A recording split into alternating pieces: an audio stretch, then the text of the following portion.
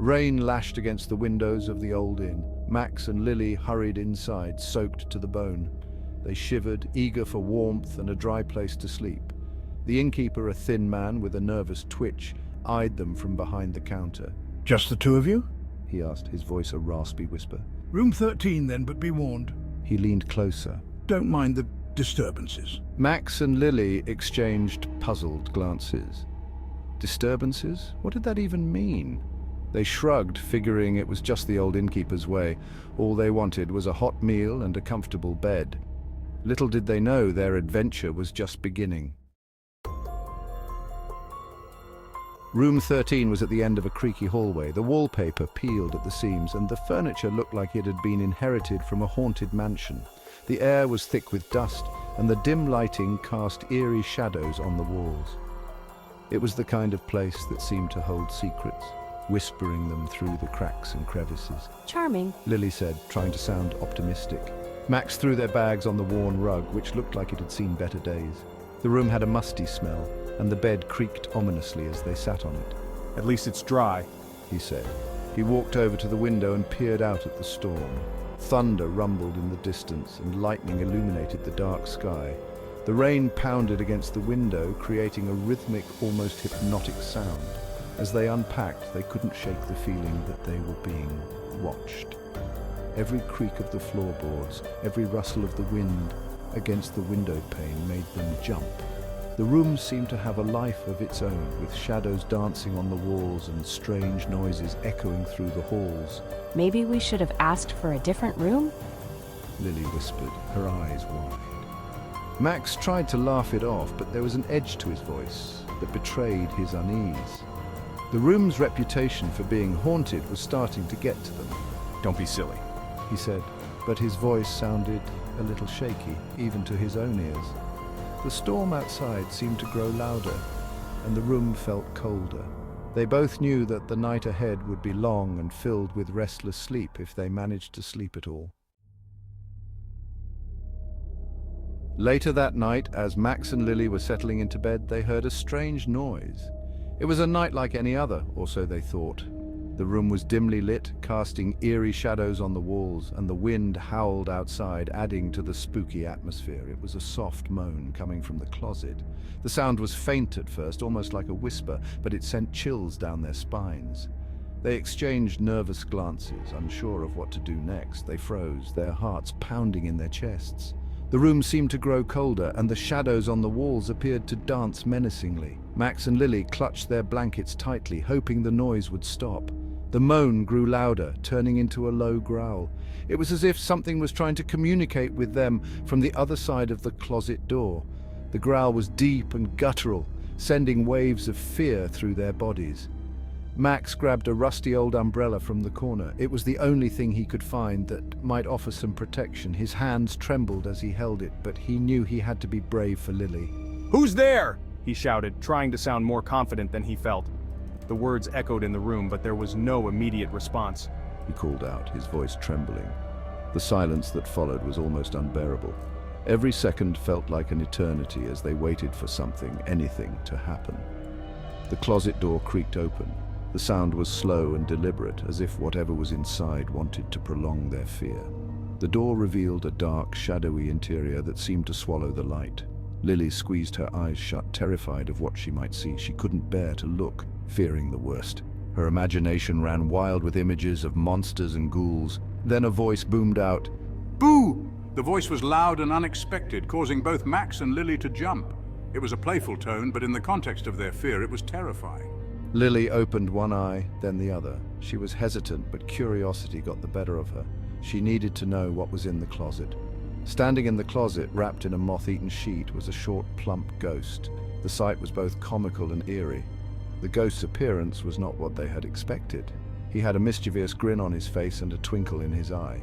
It was clear that he meant no harm, but his sudden appearance had certainly given them a fright. "Did I scare you?" he asked, chuckling. His laughter was infectious, and despite their initial fear, Max and Lily found themselves starting to relax. He asked, chuckling. The tension in the room began to dissipate as the ghost's friendly demeanor became apparent. Max lowered the umbrella, his fear turning to confusion. He had so many questions, but the most pressing one slipped out first. "Are you a ghost?" His voice was filled with a mix of awe and disbelief. He had never seen a ghost before, and this one was nothing like the stories he had heard. The ghost threw back his sheet dramatically. It was as if he was putting on a show, enjoying the attention and the reactions he was getting. "Benny, at your service," he announced with a flourish. His vintage attire and confident smile made him look like a character from an old movie. "And yes, I am the resident ghoul of room 13. His declaration was both surprising and intriguing. Max and Lilly realized that their night had just taken a very unexpected turn. Benny, it turned out, was a friendly ghost, albeit a mischievous one. He had a knack for making everyone laugh, even if it was at their own expense. His pranks were legendary in room 13, and he took great pride in his playful antics. He loved playing pranks on the guests of room 13. It was his way of welcoming them, a sort of ghostly initiation. Benny's pranks were never mean-spirited. They were always meant to bring a smile or a laugh. He'd swap their sugar for salt, hide their keys, and rearrange their belongings. It was all in good fun, and Benny would always make sure to return everything to its rightful place eventually, and make strange noises in the middle of the night. The creaking floors, the whispering winds, and the occasional ghostly wail were all part of Benny's repertoire. He loved the thrill of seeing someone jump, only to laugh it off moments later. One morning, Lily woke up to find her hair styled into an elaborate beehive. She couldn't believe her eyes when she looked in the mirror.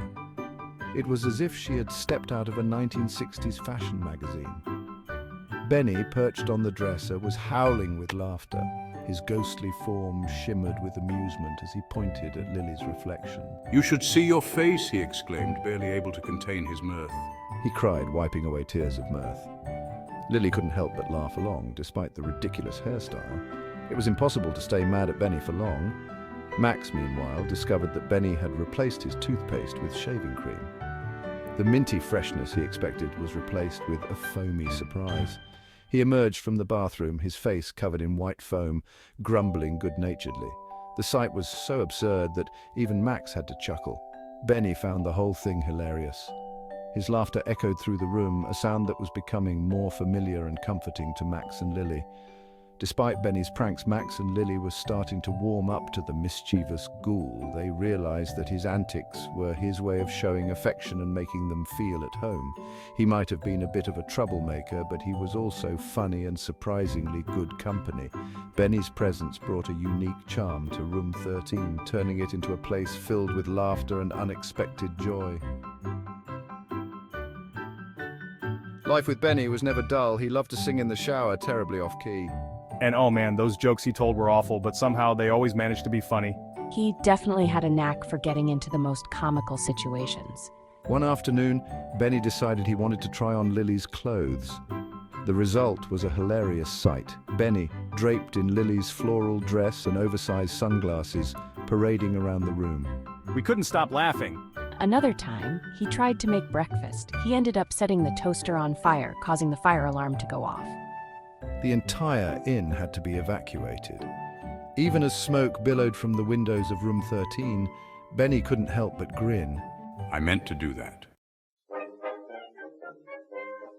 Word spread about the haunted happenings in room 13. Soon, the other guests were clamoring for a chance to see Benny. We convinced Benny to put on a haunted talent show. The inn's parlor was packed. Benny, dressed in a top hat and bow tie, floated onto the makeshift stage. He told jokes, sang songs, still off-key of course, and even performed a disappearing act. Which went slightly wrong when he got stuck in the grandfather clock. The audience roared with laughter.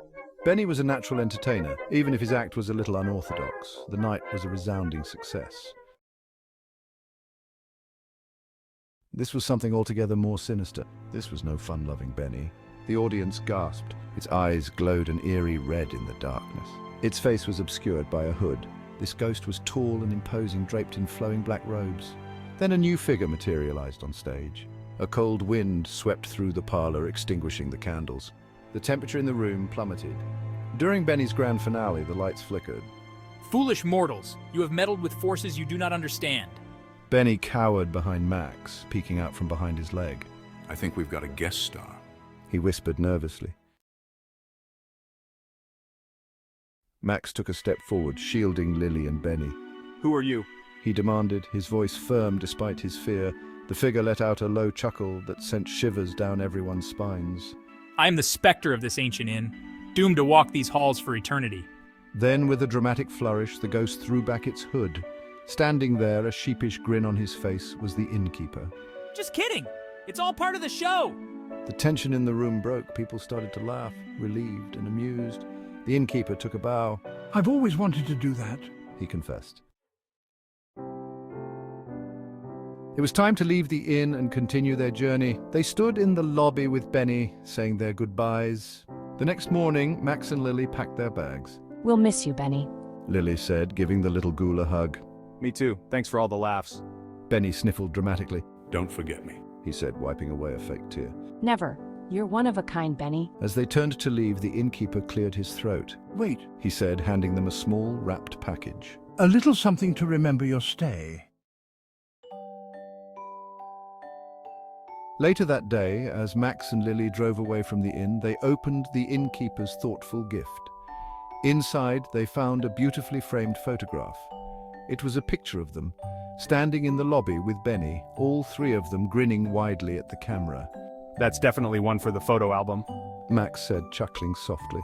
Lilly smiled warmly, her eyes twinkling. They might be leaving room 13 and its mischievous ghoul behind, but the memories they made and the laughter they shared would stay with them always.